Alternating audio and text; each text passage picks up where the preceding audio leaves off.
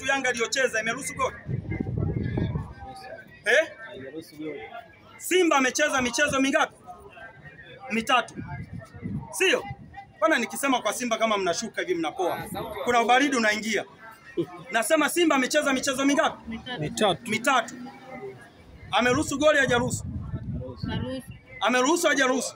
Ameruhusu. Kati ya Simba na Yanga nani anacheza vizuri? Simba. Yaani aliyeruhusu goli anacheza vizuri. Ambaye hajaruhusu goli hachezi vizuri. Alafu walipokutana Mmetoka jamani, tunaongeza. mmecheza na Mbeya City. Ngoja taratibu. Ndio maana nimekwambia Yanga amecheza michezo mitatu. Katika michezo mitatu Yanga ameruhusu goli, Lakini kaacha point. si umenielewa madam? Umenielewa? Jambo moja ipo hivi, mimi simple sana, mimi wao wanapenda. Mimi narudi nyuma sasa. Ili tusitumie nguvu nyingi sana. Si mnataka kujua ubora wa Yanga na Simba? Yanga tunaanzia ngao ya jamii. Yanga akacheza michezo minne, Simba michezo minne.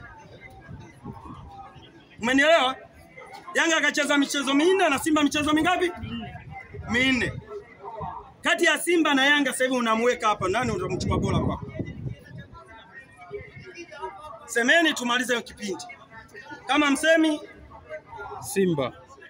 Yaani Simba hapa, Yanga yuko hapa. Wote michezo minne. Wewe ndio mwandishi unatakiwa ambie watu waweze kukuelewa. Wanne bado hamjacheza.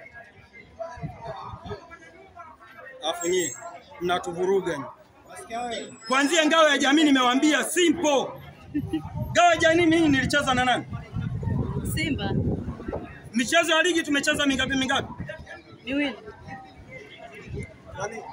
Basi nimeshaelewa. Yaani brother atakiwa utambue kwamba mpira ni mchezo wa takwimu. Mimi ni mchambuzi. Mpira ni mchezo wa takwimu. Sasa kama takwimu zinasema takwimu anazouliza au hamwezi kujibu, hizo itakuwa sio mpira. Unajua Simba na Yanga inasemekana kwamba Yanga haichezi vizuri, kwamba Simba inacheza vizuri. Lakini walipokutana nani alipoteza mechi?